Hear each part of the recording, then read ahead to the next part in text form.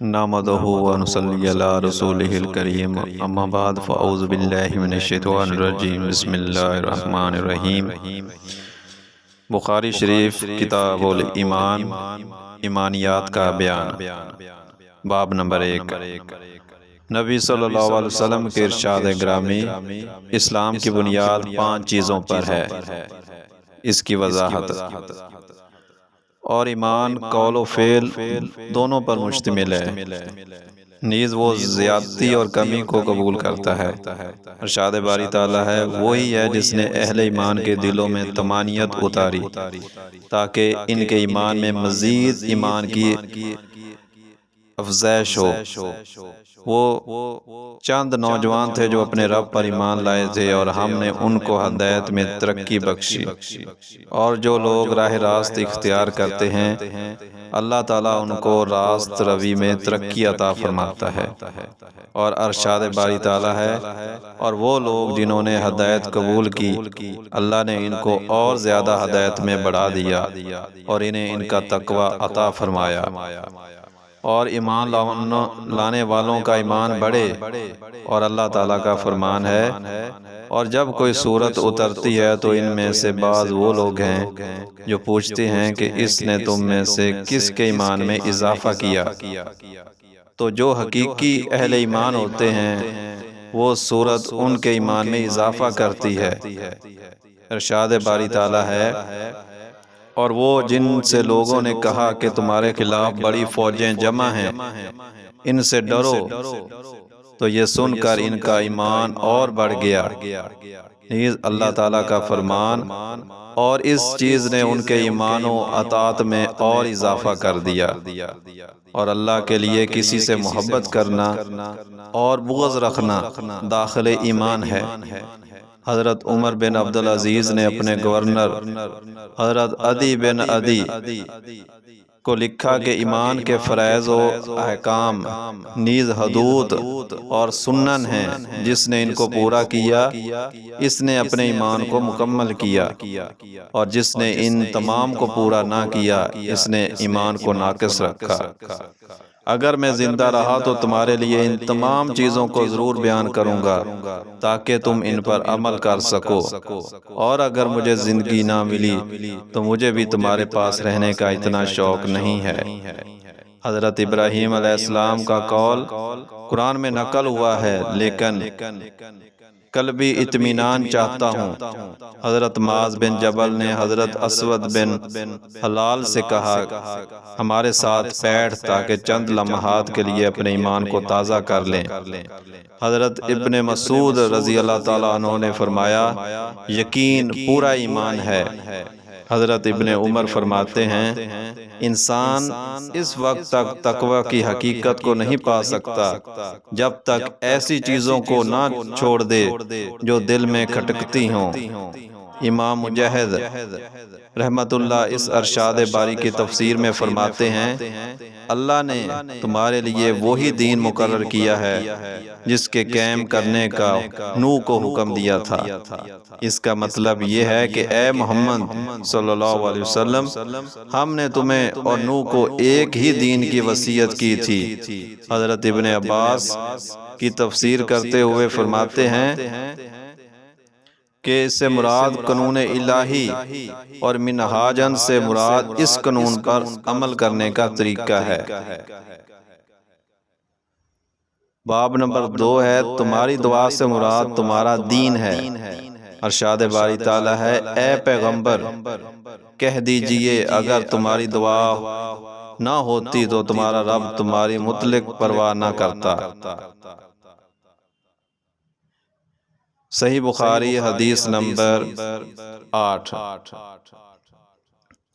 حضرت ابن عمر سے روایت ہے، انہوں نے کہا، رسول اللہ صلی اللہ علیہ وسلم نے فرمایا، اسلام کی بنیاد 5 چیزوں پر ہے، اس بات کی شہادت کہ اللہ کے سوا کوئی معبود حقیقی نہیں، اور یہ کہ حضرت محمد صلی اللہ علیہ وسلم اللہ کے رسول ہیں، اور نماز قائم کرنا، زکوٰۃ ادا کرنا، حج کرنا اور رمضان کے روزے رکھنا۔ صحیح بخاری باب نمبر 3 امور ایمان کا بیان۔ ارشاد باری تعالیٰ ہے، ساری اچھائی مشرق و مغرب کی طرف منہ کر لینے ہی میں نہیں بلکہ حقیقت کے اعتبار سے اچھا وہ شخص ہے جو اللہ تعالیٰ پر، قیامت کے دن پر، فرشتوں پر، کتاب اللہ پر اور انبیاء پر ایمان رکھنے والا ہو، اور مال سے محبت کرنے کے باوجود قرابت داروں، یتیموں، مسکینوں، مسافروں اور سوال کرنے والوں کو دے، غلاموں کو آزاد کرے، نماز کی پابندی اور زکوٰۃ کی ادائیگی کرے، جب وعدہ کرے تو اسے پورا کرے، تنگ دستی، دکھ درد اور لڑائی کے وقت صبر کرے، یہی لوگ سچے ہیں اور یہی پرہیزگار ہیں۔ اس فرمایا، یقیناً ان مومنوں نے فلاح پائی جو اپنی نمازوں میں خشوع کرنے والے ہیں۔ حدیث نمبر 9 صحیح بخاری۔ حضرت ابو ہریرہ سے روایت ہے، وہ نبی اکرم صلی اللہ علیہ وسلم سے بیان کرتے ہیں کہ آپ صلی اللہ علیہ وسلم نے فرمایا، ایمان کے ساتھ کچھ زیادہ شاخیں ہیں اور حیا بھی ایمان کی ایک شاخ ہے۔ صحیح بخاری باب نمبر 4 مسلمان وہ ہے جس کی زبان اور ہاتھ سے دوسرے مسلمان محفوظ رہیں۔ صحیح بخاری حدیث نمبر 10 حضرت عبداللہ بن عمرو بن عاص سے روایت ہے، وہ نبی صلی اللہ علیہ وسلم سے بیان کرتے ہیں کہ آپ صلی اللہ علیہ وسلم نے فرمایا، مسلمان وہ ہے جس کی زبان اور ہاتھ سے دوسرے مسلمان محفوظ رہیں، اور مہاجر وہ ہے جو ان کاموں کو چھوڑ دے جن سے اللہ تعالیٰ نے منع فرمایا ہے۔ ابو عبداللہ امام بخاری نے فرمایا اور ابو معاویہ نے کہا، ہمیں یہ حدیث داؤد نے بیان کی۔ باب نمبر 5 کون سا اسلام افضل ہے؟ صحیح بخاری حدیث نمبر 11 حضرت ابو موسیٰ اشعری سے روایت ہے، وہ کہتے ہیں کہ لوگوں نے سوال کیا، اے اللہ کے رسول صلی اللہ علیہ وسلم، کون سا اسلام افضل ہے؟ آپ صلی اللہ علیہ وسلم نے فرمایا، جس کی زبان اور ہاتھ سے دوسرے مسلمان محفوظ رہیں، اس شخص کا اسلام سب سے افضل ہے۔ صحیح بخاری باب نمبر 6 کھانا کھلانا اسلام کا حصہ ہے۔ صحیح بخاری حدیث نمبر 12 حضرت عبداللہ بن عمر سے روایت ہے، ایک آدمی نے نبی صلی اللہ علیہ وسلم سے سوال کیا، کون سا اسلام بہتر ہے؟ تو آپ صلی اللہ علیہ وسلم نے فرمایا، تم کھانا کھلاؤ اور سب کو سلام کرو۔ عام اس سے کہا کہ تم اسے پہچانتے ہو یا نہیں پہچانتے؟ صحیح بخاری باب نمبر 7 اپنی پسندیدہ چیز کو اپنے بھائی کے لیے پسند کرنا ایمان کا حصہ ہے۔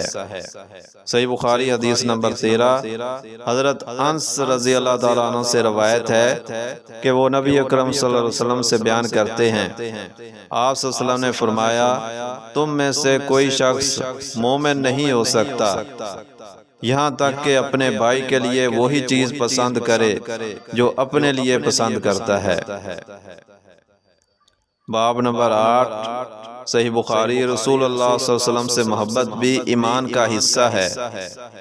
حدیث نمبر 14 حضرت ابو ہریرہ سے روایت ہے کہ نبی اکرم صلی اللہ علیہ وسلم نے فرمایا، قسم ہے اس ذات کی جس کے ہاتھ میں میری جان ہے، تم میں سے کوئی بھی ایماندار نہیں ہو سکتا یہاں تک کہ اسے اس کے والد اور اس کی اولاد سے زیادہ محبوب نہ بن جاؤں۔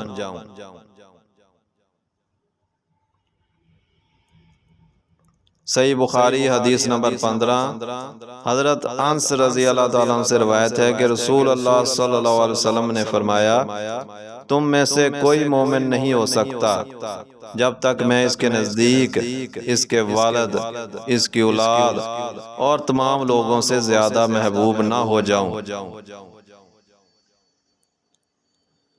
صحیح بخاری باب نمبر 9 ایمان کی مٹھاس کا بیان۔ حضرت انس سے روایت ہے، وہ نبی اکرم صلی اللہ علیہ وسلم سے بیان کرتے ہیں، آپ صلی اللہ علیہ وسلم نے فرمایا 3 خصلتیں ایسی ہیں کہ جس میں پیدا ہو جائیں اس نے ایمان کی شیرینی کو پا لیا۔ ایک یہ کہ اللہ اور اس کا رسول اس کے نزدیک باقی تمام چیزوں سے زیادہ محبوب ہو، اور جس شخص سے بھی محبت رکھے محض اللہ کے لیے محبت رکھے، اور وہ کفر میں لوٹ جانے کو ایسا برا خیال کرے جیسا کہ آگ میں گرائے جانے کو برا سمجھتا ہے۔ باب نمبر 10 انصار کی محبت ایمان کی نشانی ہے۔ حدیث نمبر 17 حضرت انس رضی اللہ تعالیٰ عنہ سے روایت ہے کہ وہ نبی اکرم صلی اللہ علیہ وسلم سے بیان کرتے ہیں، آپ صلی اللہ علیہ وسلم نے فرمایا ایمان کی نشانی انصار سے محبت رکھنا اور نفاق کی نشانی انصار سے بغض رکھنا ہے۔ حدیث نمبر 18 حضرت عبادہ بن صامت کا بیان ہے، اور یہ بدری صحابی اور عقبہ والی رات کے میں سے ایک نقیب ہیں۔ رسول اللہ صلی اللہ علیہ وسلم نے جب کہ آپ صلی اللہ علیہ وسلم کے ارد گرد صحابہ کی ایک جماعت تھی، فرمایا تم سب اس بات پر بیعت کرو کہ اللہ کے ساتھ کسی کو شریک نہ ٹھہراؤ گے، چوری نہ کرو گے، زنا نہ کرو گے، اپنی اولاد کو قتل نہیں کرو گے، اپنے ہاتھ اور پاؤں کے سامنے کسی پر افتراء پردازی نہیں کرو گے، اور اچھے کاموں میں نافرمانی نہ کرو گے۔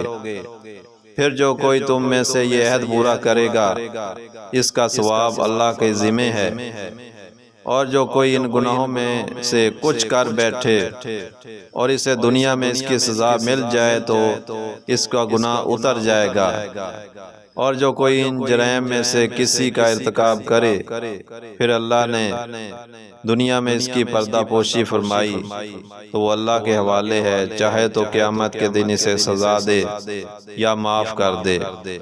ہم نے ان سب شرطوں پر رسول صلی اللہ علیہ وسلم سے بیعت کر لی۔ باب نمبر 12 فتنوں سے فرار بھی دین کا حصہ ہے۔ حدیث نمبر 19 حضرت ابو سعید خدری سے روایت ہے، انہوں نے کہا رسول اللہ صلی اللہ علیہ وسلم نے فرمایا وہ زمانہ قریب ہے جب مسلمان کا بہترین مال بکریاں ہوں گی، جن کو لے کر وہ پہاڑوں کی چوٹیوں اور بارش کے مقامات کی طرف نکل جائے گا، اور فتنوں سے راہ فرار اختیار کر کے اپنے دین کو بچا لے گا۔ باب نمبر 13 فرمان نبی اسلام کی وضاحت کہ اللہ کے متعلق تم سے زیادہ ہوں، اور اس بات کا ثبوت کہ معرفت دل کا فعل ہے، اس لیے کہ اللہ تعالیٰ کا فرمان ہے اس کی پکڑ اس چیز پر ہوگی جو تمہارے دلوں کا فعل ہے۔ حدیث نمبر 20 حضرت عائشہ رضی اللہ تعالیٰ عنہا سے روایت ہے، انہوں نے فرمایا رسول اللہ صلی اللہ علیہ وسلم جب صحابہ کرام کو حکم دیتے تو انہی کاموں کا حکم دیتے جن کو وہ بآسانی کر سکتے تھے۔ انہوں نے عرض کیا اے اللہ کے رسول، ہمارا حال آپ جیسا نہیں، اللہ نے آپ کو آپ کی اگلی پچھلی ہر کوتاہی سے درگزر فرمایا ہے۔ یہ سن کر آپ صلی اللہ علیہ وسلم اس قدر ناراض ہوئے کہ آپ کے چہرے مبارک پر غصے کا اثر ظاہر ہوا۔ پھر آپ صلی اللہ علیہ وسلم نے فرمایا میں تم سب سے زیادہ پرہیزگار اور اللہ کو جاننے والا ہوں۔ صحیح بخاری حدیث نمبر 21 حضرت انس سے روایت ہے، نبی اکرم صلی اللہ علیہ وسلم سے بیان کرتے ہیں، آپ صلی اللہ علیہ وسلم نے فرمایا جس شخص میں 3 خصلتیں ہوں گی وہ ایمان کی شیرینی پا لے گا۔ جس شخص کو اللہ اور اس کا رسول پوری دنیا سے زیادہ محبوب ہو، اور جو شخص کسی بندے سے محبت کرے تو صرف اللہ کے لیے کرے، اور جو شخص کفر سے نکلنے کے بعد کفر کی طرف لوٹنے کو اسی طرح برا سمجھے گویا اسے آگ میں ڈالا جا رہا ہے۔ صحیح بخاری حدیث نمبر 22 حضرت ابو سعید خدری سے روایت ہے، نبی پاک صلی اللہ علیہ وسلم نے فرمایا، جنت والے جنت میں اور جہنم والے جہنم میں چلے جائیں گے۔ تو اللہ تعالیٰ فرمائے گا، جس شخص کے دل میں رائی کے دانے برابر ایمان ہو، اسے جہنم سے نکال لاؤ۔ تو ایسے لوگوں کو جہنم سے نکالا جائے گا جو کہ جل کر سیاہ ہو چکے ہوں گے، پھر انہیں پانی یا زندگی کی نہر میں ڈالا جائے گا۔ راوی حدیث مالک کو شک ہے کہ ان کے استاد نے کون سا لفظ بولا۔ وہ از سر نو یوں اگیں گے جیسے دانہ جو اگتا ہے، کیا تم دیکھتے نہیں وہ کیسے زرد زرد لپٹا ہوا نمودار ہوتا ہے۔ صحیح بخاری حدیث نمبر 23۔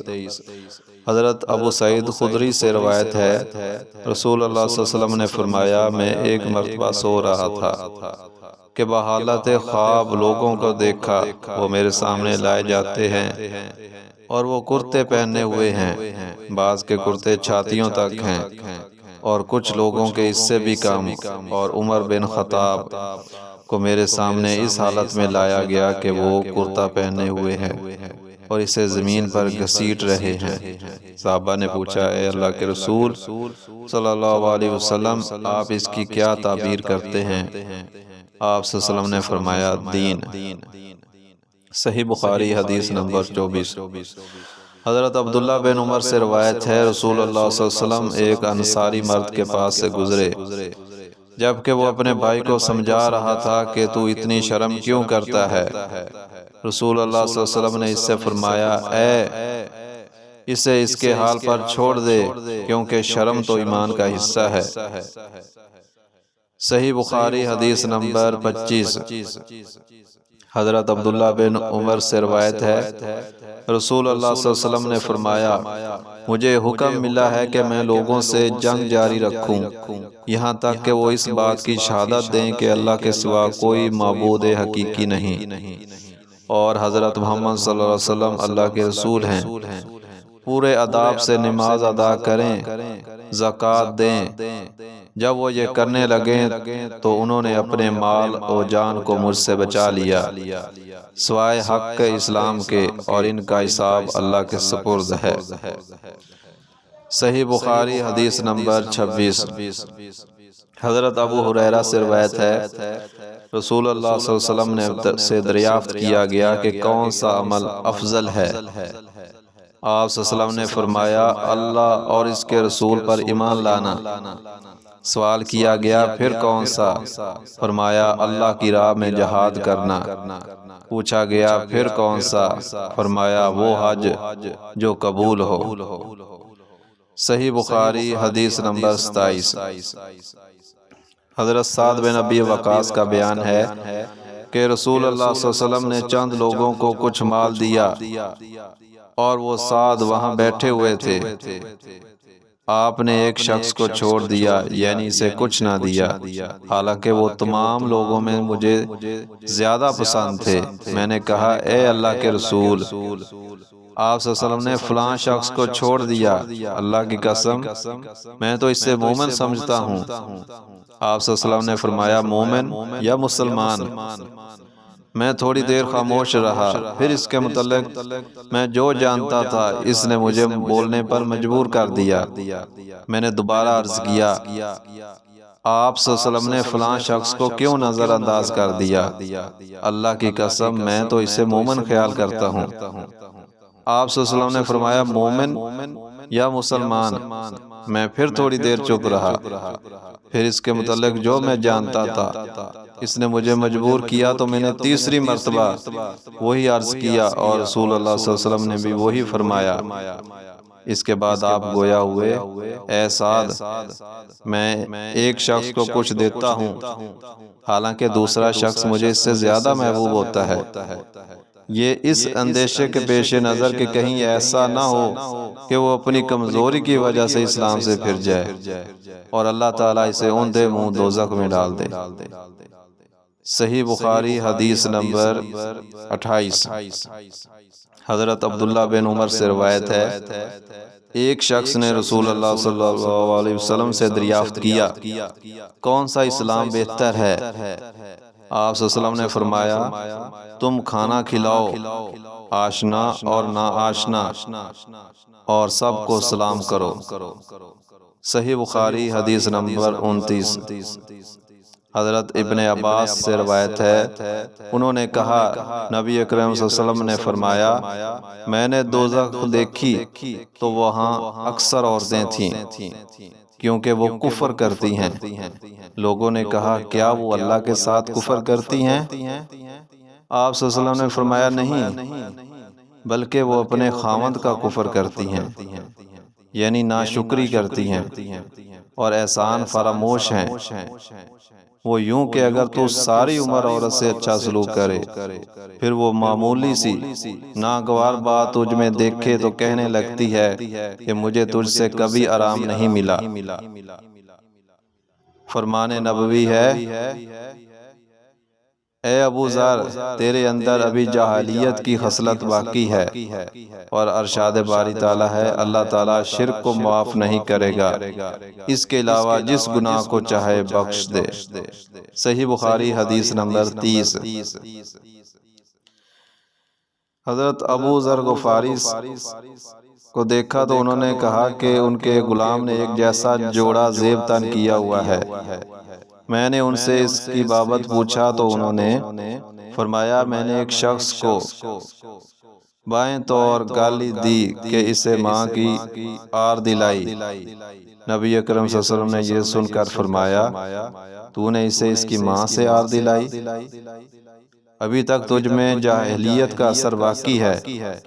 تمہارے غلام تمہارے بھائی ہیں، انہیں اللہ تعالیٰ نے تمہارے تصرف میں رکھا ہے، چنانچہ جس شخص کا بھائی اس کے قبضے میں ہو اسے چاہیے کہ اسے وہی کھلائے جو خود کھاتا ہے، اور اسے وہی پہنائے جو وہ خود پہنتا ہے، اور ان سے وہ کام نہ لے جو ان کی طاقت سے زیادہ ہو، اور اگر ایسے کام کی انہیں زحمت دو تو خود بھی ان کے ہاتھ بٹاؤ۔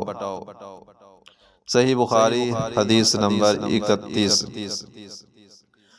حنف بن قیس کا بیان ہے کہ میں اس شخص حضرت علی کی مدد کے لیے چلا، راستے میں مجھے حضرت ابو بکرہ ملے۔ انہوں نے پوچھا کہاں کا ارادہ ہے؟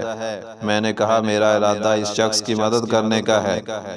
انہوں نے فرمایا واپس ہو جاؤ، میں نے رسول اللہ صلی اللہ علیہ وسلم کو یہ فرماتے ہوئے سنا ہے جب دو مسلمان اپنی اپنی تلواریں لے کر آپس میں لڑ پڑیں تو قاتل اور مقتول دونوں جہنمی ہیں۔ میں نے عرض کی اے اللہ کے رسول یہ تو قاتل ہے، اس کا جہنمی ہونا سمجھ میں آتا ہے، لیکن مقتول کا کیا جرم ہے؟ آپ صلی اللہ علیہ وسلم نے فرمایا اس کی خواہش بھی دوسرے ساتھی کو قتل کرنے کی تھی۔ اس حدیث میں جو بیان ہوا ہے جو لوگ حضرت علی کو حق پر سمجھتے ہوئے اس جنگ میں شریک ہوئے خواہ قاتل ہوں یا مقتول، وہ حدیث میں قرآن سے خارج ہیں۔ جن لوگوں کا مقصد محض فساد برپا کرنا تھا وہ قاتل ہوں یا مقتول ازروئے حدیث جہنمی ہیں۔ حضرت عبداللہ بن صحیح حدیث نمبر 32۔ حضرت عبداللہ بن مسعود فرماتے ہیں جب یہ آیت اتری جو لوگ ایمان لائے اور انہوں نے اپنے ایمان کو ظلم کے ساتھ آلودہ نہیں کیا، وہی لوگ ہیں جن کے لیے امن ہے اور وہی ہدایت یافتہ ہیں۔ تو نبی صلی اللہ علیہ وسلم کے صحابہ کرام نے کہا اے اللہ کے رسول ہم میں سے کون ایسا ہے جس نے ظلم نہیں کیا؟ تب اللہ تعالیٰ نے یہ آیت اتاری یقیناً شرک ظلم عظیم ہے۔ صحیح بخاری حدیث نمبر 33۔ منافق کی نشانیاں۔ حضرت ابو ہریرہ سے روایت ہے نبی اکرم صلی اللہ علیہ وسلم نے فرمایا منافق کی 3 نشانیاں ہیں، جب بات کہے تو جھوٹ بولے، جب وعدہ کرے تو خلاف ورزی کرے، اور جب اس کے پاس امانت رکھی جائے تو خیانت کرے۔ صحیح بخاری حدیث نمبر 34۔ حضرت عبداللہ بن عمر سے روایت ہے نبی اکرم صلی اللہ علیہ وسلم نے فرمایا 4 باتیں جس میں ہوں گی وہ تو خالص منافق ہوگا، اور جس میں ان میں سے کوئی ایک بھی ہوگی اس میں نفاق کی ایک خصلت ہوگی، یہاں تک کہ وہ اسے ترک کر دے، جب اس کے پاس امانت رکھی جائے تو خیانت کرے، جب بات کرے تو جھوٹ بولے، جب عہد کرے تو دغا بازی کرے، اور جھگڑے تو بیہودہ بکواس کرے۔ صحیح حدیث بخاری 35۔ حضرت ابو ہریرہ سے روایت ہے، انہوں نے کہا رسول اللہ صلی اللہ علیہ وسلم نے فرمایا، جو شخص ایمان کا تقاضا سمجھ کر ثواب کی نیت سے شب قدر کا قیام کرے گا، اس کے سابقہ گناہ بخش دیے جائیں گے۔ صحیح بخاری حدیث نمبر 36۔ حضرت ابو ہریرہ سے روایت ہے، وہ نبی کریم صلی اللہ علیہ وسلم سے بیان کرتے ہیں، آپ صلی اللہ علیہ وسلم نے فرمایا، اللہ تعالیٰ اس شخص کے یہ ذمہ داری لیتا ہے جو اس کی راہ میں جہاد کے لیے نکلے، اسے گھر سے صرف اس بات نے نکالا کہ وہ مجھے اللہ پر ایمان رکھتا ہے اور میرے رسولوں کی تصدیق کرتا ہے، تو میں اسے اس ثواب یا مال غنیمت کے ساتھ واپس کروں گا جو اس نے جہاد میں پایا، یا اسے شہید بنا کر جنت میں داخل کروں گا۔ اور رسول اللہ صلی اللہ علیہ وسلم نے فرمایا، اگر میں اپنی امت کے لیے اسے دشوار نہ سمجھتا تو کبھی چھوٹے سے چھوٹے لشکر سے بھی پیچھے نہ بیٹھ رہتا، اور میری یہ آرزو ہے کہ اللہ کی راہ میں مارا جاؤں، پھر زندہ کیا جاؤں، پھر مارا جاؤں، پھر زندہ کیا جاؤں، پھر مارا جاؤں۔ صحیح بخاری حدیث نمبر 37۔ حضرت ابو ہریرہ سے روایت ہے، رسول اللہ صلی اللہ علیہ وسلم نے فرمایا، جو شخص رمضان میں ایماندار ہو کر حصول ثواب کے لیے رات کے قیام کے وقت قیام کرے گا تو اس کے سابقہ گناہ معاف کر دیے جائیں گے۔ صحیح بخاری حدیث نمبر 38۔ حضرت ابو ہریرہ سے روایت ہے، انہوں نے کہا رسول اللہ صلی اللہ علیہ وسلم نے فرمایا، جس شخص نے اپنے ایمان کے پیش نظر حصول ثواب کے لیے ماہ رمضان کے روزے رکھے، اس کے تمام گزشتہ گناہ بخش دیے جائیں گے۔ حدیث نمبر 39۔ حضرت ابو ہریرہ سے روایت ہے، نبی اکرم صلی اللہ علیہ وسلم نے فرمایا، بے شک دین اسلام بہت آسان ہے، اور جو شخص دین میں سختی کرے گا تو دین اس پر غالب آ جائے گا، اور اس لیے میانہ روی اختیار کرو اور اعتدال کے ساتھ قریب رہو اور خوش ہو جاؤ صبح اور دوپہر کے بعد، اور کچھ رات میں عبادت کرنے سے مدد حاصل کرو۔ صحیح بخاری حدیث نمبر 40۔ حضرت براء بن عازب سے روایت ہے کہ نبی پاک صلی اللہ علیہ وسلم جب ہجرت کر کے مدینہ تشریف لائے تو پہلے اپنے دودیال یا ننیال جو انصار سے تھے کہ ہاں اترے، اور مدینہ میں 16 یا 17 مہینے بیت المقدس کی طرف منہ کر کے نماز پڑھتے رہے۔ البتہ آپ چاہتے تھے کہ آپ کا قبلہ کعبے کی طرف ہو جائے، چنانچہ ہو گیا، اور پہلی نماز جو آپ نے کعبے کی طرف پڑھی وہ عصر کی نماز تھی، اور آپ کے ہمراہ کچھ اور لوگ بھی تھے۔ پھر ان میں سے ایک شخص نکلا اور کسی مسجد والوں کے پاس سے اس کا گزر ہوا، وہ بیت المقدس کی طرف منہ کیے ہوئے رکوع کی حالت میں تھے، تو اس نے کہا کہ میں اللہ کو گواہ بنا کر کہتا ہوں کہ میں نے رسول اللہ صلی اللہ علیہ وسلم کے ہمراہ مکے کی طرف نماز پڑھی ہے۔ یہ سنتے ہی وہ لوگ جس حالت میں تھے اسی حالت میں بیت اللہ کی طرف پھر گئے، اور جب آپ بیت المقدس کی طرف منہ کر کے نماز پڑھتے تھے تو یہودی اور دوسرے اہل کتاب نصارہ بہت خوش ہوتے تھے، لیکن جب آپ نے اپنا منہ بیت اللہ کی طرف پھیر لیا تو یہ انہیں بہت ناگوار گزرا۔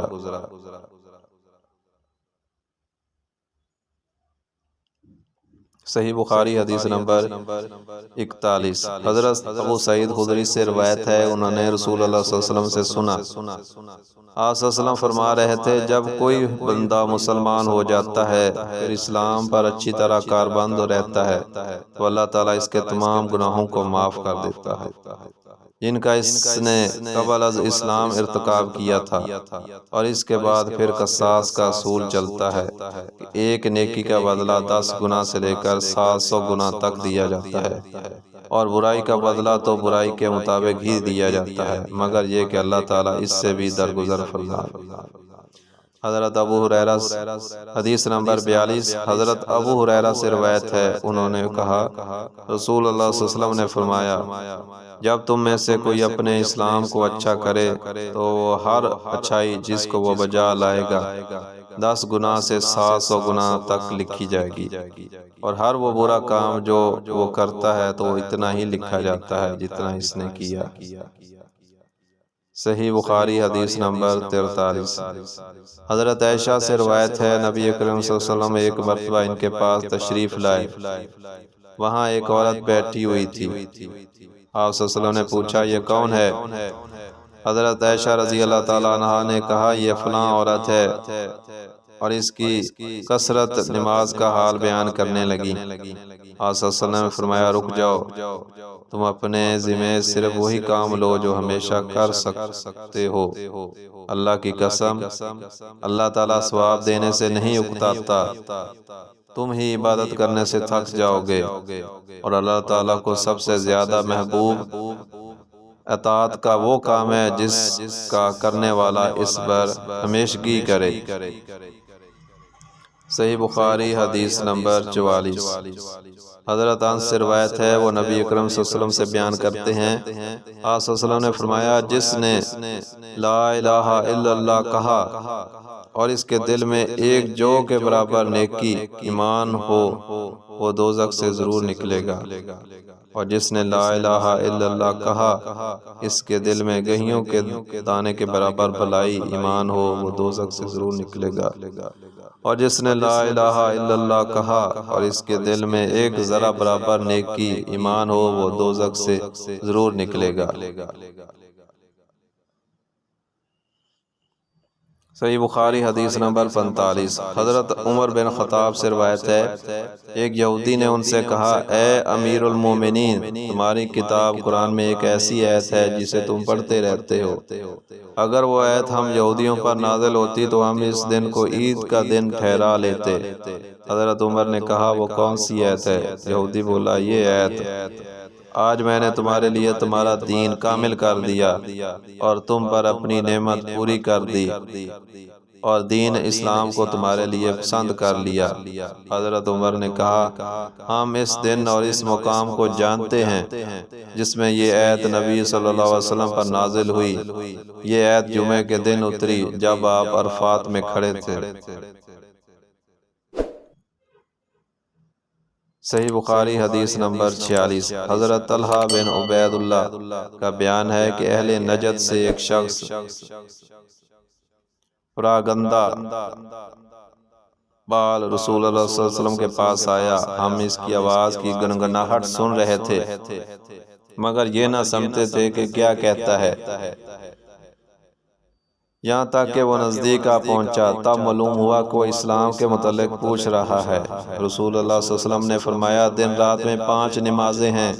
اس نے کہا ان کے علاوہ بھی مجھ پر کوئی نماز فرض ہے؟ آپ صلی اللہ علیہ وسلم نے فرمایا نہیں، مگر یہ کہ تو اپنی خوشی سے پڑھے۔ پھر رسول اللہ صلی اللہ علیہ وسلم نے فرمایا اور رمضان کے روزے رکھنا۔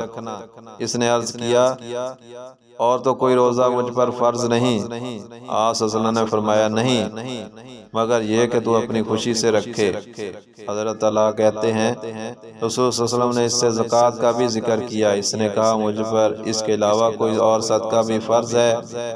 آپ صلی اللہ علیہ وسلم نے فرمایا نہیں، مگر یہ کہ تو اپنی خوشی سے دے۔ حضرت طلحہ نے کہا پھر وہ یہ شخص کہتا ہوا پیچھے ہٹا، اللہ کی قسم میں اس سے زیادہ یا کم نہیں کروں گا۔ رسول اللہ صلی اللہ علیہ وسلم نے فرمایا اگر یہ سچ کہہ رہا ہے تو کامیاب ہو گیا۔ صحیح بخاری حدیث نمبر 47۔ حضرت ابو ہریرہ سے روایت ہے رسول اللہ صلی اللہ علیہ وسلم نے فرمایا جو کوئی ایماندار ہو کر حصول ثواب کی نیت سے کسی مسلمان کے جنازے کے ساتھ جائے اور نماز اور دفن سے فارغ ہونے تک اس کے ساتھ رہے تو وہ 2 قرات ثواب لے کر واپس آتا ہے، اور ہر قرات احد پہاڑ کے برابر ہے، اور جو شخص جنازہ پڑھ کر دفن سے پہلے لوٹ آئے تو وہ 1 قرات ثواب لے کر لوٹتا ہے۔ صحیح بخاری حدیث نمبر 48۔ زبید بن حارث سے روایت ہے، انہوں نے کہا کہ میں نے حضرت ابو وائل سے مرجیہ کے متعلق دریافت کیا کہ ان کا عقیدہ ہے کہ گناہ سے آدمی فاسق نہیں ہوتا۔ انہوں نے اس کے جواب میں حضرت عبداللہ بن مسعود کی روایت پیش کی کہ نبی اکرم صلی اللہ علیہ وسلم نے فرمایا، مسلمان کو گالی دینا فسق ہے اور اس سے لڑنا کفر ہے۔ حدیث نمبر 49۔ حضرت عبادہ بن صامت سے روایت ہے کہ رسول اللہ صلی اللہ علیہ وسلم ایک دفعہ شب قدر بتانے کے لیے اپنے حجرے سے نکلے، اتنے میں دو مسلمان آپس میں جھگڑ پڑے۔ آپ صلی اللہ علیہ وسلم نے فرمایا، میں تو اس لیے باہر نکلا تھا کہ تمہیں شب قدر بتاؤں، مگر فلاں فلاں آدمی جھگڑ پڑے، اس لیے وہ میرے دل سے اٹھا لی گئی، اور شاید یہی تمہارے حق میں مفید ہو۔ اب تم شب قدر کو رمضان کی 27ویں، 29ویں اور 25ویں رات میں تلاش کرو۔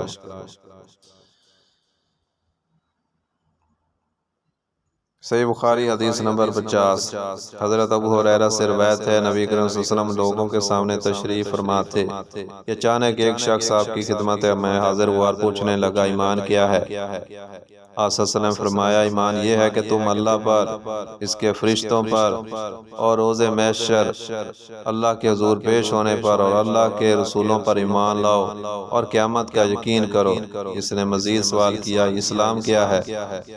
اللہ نے فرمایا، اسلام یہ ہے کہ تم محض اللہ کی عبادت کرو اور اس کے ساتھ کسی کو شریک نہ بناؤ، نماز ٹھیک طور پر ادا کرو اور فرض زکوٰۃ ادا کرو اور رمضان کے روزے رکھو۔ پھر اس نے پوچھا، احسان کیا ہے؟ آپ صلی اللہ علیہ وسلم نے فرمایا، احسان یہ ہے کہ تم اللہ کی عبادت اس طرح کرو گویا تم اسے دیکھ رہے ہو، اگر تم اسے دیکھ نہیں رہے تو وہ تمہیں دیکھ رہا ہے۔ اس نے کہا، قیامت کب برپا ہوگی؟ آپ صلی اللہ علیہ وسلم نے فرمایا، جس سے سوال کیا گیا ہے وہ بھی سوال کرنے والے سے زیادہ نہیں جانتا، البتہ میں تمہیں قیامت برپا ہونے کی کچھ نشانیاں بتائے دیتا ہوں۔ جب لونڈی اپنے مالکہ کو جنے گی، اور جب اونٹوں کے غیر معروف سیاہ فام چراغے فلک بوس عمارتیں بنانے میں ایک دوسرے پر بازی لے جائیں گے تو قیامت قریب ہوگی۔ دراصل قیامت ان 5 باتوں میں سے ہے جن کو اللہ کے سوا اور کوئی نہیں جانتا۔ پھر آپ نے یہ آیت تلاوت فرمائی، بے شک اللہ ہی کو قیامت کا علم ہے۔ اس کے بعد وہ شخص واپس چلا گیا تو آپ صلی اللہ علیہ وسلم نے فرمایا، اسے میرے پاس لاؤ۔ چنانچہ لوگوں نے اسے تلاش کیا لیکن اس کا کوئی سراغ نہ ملا۔ تو آپ صلی اللہ علیہ وسلم نے فرمایا، یہ جبرائیل تھے جو لوگوں کو ان کا دین سکھانے آئے تھے۔ حدیث نمبر 51۔ حضرت ابن عباس کہتے ہیں کہ مجھے ابو سفیان نے بتایا کہ ہرقل نے ان سے یہ کہا کہ میں نے تم سے دریافت کیا کہ اس کے پیروکار ترقی پذیر ہیں یا ربع انحطاط، تو تم نے بتایا کہ وہ دن بدن زیادہ ہوتے جا رہے ہیں۔ یقیناً ایمان کا معاملہ اسی طرح ہوتا ہے یہاں تک کہ وہ پایا تکمیل کو پہنچ جائے۔ پھر میں نے تم سے پوچھا ہے، اس کے ماننے والوں میں کوئی دین میں داخل ہونے کے بعد اسے برا سمجھتے ہوئے مرتد بھی ہو جاتا ہے؟ تو تم نے جواب دیا، نہیں، اور ایمان کا یہی حال ہوتا ہے کہ جب اس کی بشاشت دلوں میں سما جائے تو پھر کوئی شخص اس سے ناراض نہیں ہوتا۔ صحیح بخاری حدیث نمبر 53۔ 52۔ حضرت نعمان بن بشیر سے روایت ہے، انہوں نے کہا، میں نے رسول اللہ صلی اللہ علیہ وسلم سے سنا، آپ صلی اللہ علیہ وسلم فرما رہے تھے کہ حلال زہر ہے اور حرام بھی زہر ہے، اور ان دونوں کے درمیان کچھ مشتبہ چیزیں ہیں جنہیں اکثر لوگ نہیں جانتے۔ چنانچہ جو شخص ان مشتبہ چیزوں سے بچ گیا تو اس نے اپنے دین اور اپنی آبرو کو بچا لیا، اور جو کوئی ان چیزوں میں مبتلا ہو گیا، اس کی مثال اس چرواہے کی سی ہے جو شاہی چراگاہ کے آس پاس اپنے جانوروں کو چرا قریب ہے کہ چراگاہ کے اندر اس کا جانور گھس جائے۔ آگاہ ہو کہ ہر بادشاہ کی ایک چراگاہ ہوتی ہے، خبردار اللہ کی چراگاہ اس کی زمین میں حرام کردہ چیزیں ہیں۔ سن لو، بدن میں ایک ٹکڑا گوشت کا ہے، جب وہ سنور جاتا ہے تو سارا بدن سنور جاتا ہے، اور جب وہ بگڑ جاتا ہے تو سارا بدن خراب ہو جاتا ہے۔ آگاہ رہو، وہ ٹکڑا دل ہے۔ حدیث نمبر 53۔ حضرت ابو جمرہ سے روایت ہے، انہوں نے کہا میں نے حضرت ابن عباس کے پاس بیٹھا کرتا تھا، وہ مجھے خاص اپنے تخت پر بٹھاتے۔ ایک دفعہ کہنے لگے تم میرے پاس کچھ روز اقامت کرو، میں تمہارے لیے اپنے مال سے کچھ حصہ مقرر کر دوں گا۔ تو میں ان کے ہاں 2 ماہ تک اقامت پذیر رہا۔ پھر انہوں نے فرمایا جب وفد عبد القیس نبی صلی اللہ علیہ وسلم کے پاس آیا تو آپ صلی اللہ علیہ وسلم نے فرمایا یہ کون لوگ ہیں یا کون سے نمائندے ہیں؟ انہوں نے کہا ہم خاندان ربیہ کے لوگ ہیں۔ آپ صلی اللہ علیہ وسلم نے فرمایا تم آرام کی جگہ آئے ہو، نہ ذلیل ہوگے اور نہ شرمندہ۔ پھر ان لوگوں نے عرض کیا اے اللہ کے رسول، ہم ماہ آرام کے علاوہ دوسرے دنوں میں آپ کے پاس نہیں آ سکتے، کیونکہ ہمارے اور آپ کے درمیان کفار مضر کا قبیلہ رہتا ہے، لہذا آپ خلاصے کے طور پر ہمیں کوئی ایسی بات بتا دیں کہ ہم اپنے پیچھے والوں کو اس کی اطلاع کر دیں اور ہم سب اس پر عمل کرنے سے جنت میں داخل ہو جائیں۔ اور انہوں نے آپ سے مشروبات کے متعلق بھی پوچھا تو آپ نے انہیں 4 باتوں کا حکم دیا اور 4 باتوں سے منع فرمایا۔ آپ صلی اللہ علیہ وسلم نے انہیں ایک اللہ پر ایمان لانے کا حکم دیا۔ پھر آپ نے فرمایا تم جانتے ہو اکیلے اللہ پر ایمان لانا کیا ہے؟ انہوں نے کہا اللہ اور اس کا رسول ہی خوب واقف ہے۔ آپ صلی اللہ علیہ وسلم نے فرمایا اس بات کی گواہی دینا کہ اللہ کے سوا اور کوئی لائق عبادت نہیں اور حضرت محمد صلی اللہ علیہ وسلم اس کے رسول ہیں، نماز ٹھیک طریقے سے ادا کرنا، زکوٰۃ دینا اور رمضان کے روزے رکھنا اور مال غنیمت سے 5واں حصہ ادا کرنا، اور شراب سازی کے 4 برتنوں یعنی بڑے مٹکوں، کدو سے تیار کردہ پیالوں، لکڑی سے تراشے ہوئے لگن اور تار کول سے رنگے ہوئے روغنی برتنوں سے انہیں منع کیا۔ پھر آپ نے فرمایا ان باتوں کو یاد رکھو اور اپنے پیچھے والوں کو ان سے مطلع کر دو۔ صحیح بخاری حدیث نمبر 54۔ حضرت عمر سے روایت ہے رسول اللہ صلی اللہ علیہ وسلم نے فرمایا اعمال کا دار و مدار نیت پر ہے، ہر انسان کو وہی ملے گا جو اس نے نیت کی۔ اگر کوئی اپنا وطن اللہ اور اس کے رسول کے لیے چھوڑتا ہے تو اس کی ہجرت اللہ اور اس کے رسول کے لیے ہوگی، اور اگر کسی کی ہجرت دنیا حاصل کرنے کے لیے یا کسی عورت سے شادی رچانے کے لیے ہو تو اس کی ہجرت اسی کام کے لیے ہے جس کے لیے اس نے ہجرت کی ہو۔ حدیث نمبر 55۔ حضرت ابو مسعود سے روایت ہے، وہ نبی اکرم صلی اللہ علیہ وسلم سے بیان کرتے ہیں آپ صلی اللہ علیہ وسلم نے فرمایا جب مرد اپنے اہل عیال پر ثواب کی نیت سے خرچ کرتا ہے تو وہ اس کے حق میں صدقہ بن جاتا ہے۔ حدیث نمبر 56۔ حضرت سعد بن ابی وقاص سے روایت ہے رسول اللہ صلی اللہ علیہ وسلم نے فرمایا تمہیں اس نقطے پر ضرور اجر دیا جائے گا جس سے تمہارا مقصد اللہ کی رضا کا حصول ہو، حتیٰ کہ اس لقمے پر بھی جو تم اپنی بیوی کے منہ میں ڈالو۔